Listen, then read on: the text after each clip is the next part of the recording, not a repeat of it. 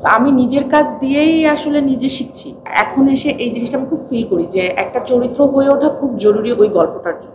মানে আমি তো প্রতিনিয়ত শিখছি। আমি মনে হয় আমার কাজ দেখে সব থেকে বেশি আমি ভুল ধরি, এবং এটা প্রচুর হয় যে এই যে সবার সাথে আমি একবার দুবার দেখেছি হলে, আমি একা একা গিয়ে হলে এই ছবিটা আবার দেখবো, এবং তারপর ওখান থেকে আমি নিজে নিজেই নোট করব যে এই জায়গাটা আমি ভালো করেছি, তার মানে এটা আমার কন্টিনিউ করতে হবে, এই জায়গাগুলো আমি আরও ভালো করতে পারি বা আমার করা উচিত, সেই জায়গাগুলো আমি নোট করব।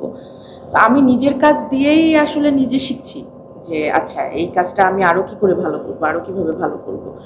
এবং অলওয়েজ আমার মনে হয় যে আচ্ছা এরপরে চরিত্রটা কী আসতে পারে আমার কাছে, ওই চরিত্রটাকে আমি আলাদা কিভাবে করবো আমার থেকে। কারণ আমি যখন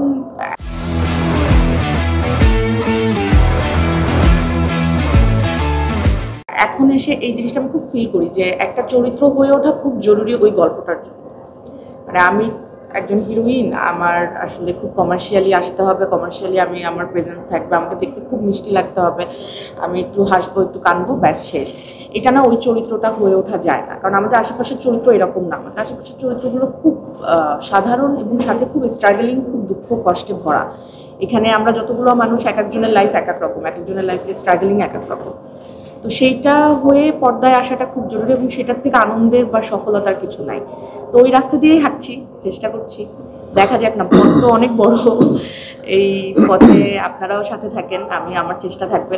হয়তো এই যে চেষ্টা করছি এখানের কিছু কিছু জিনিস হয়তো পর্দায় উঠে আসছে, যেটা হয়তো দর্শকের বা আপনাদের ভালো লাগছে, মানে যেভাবে প্রশংসা পাচ্ছে।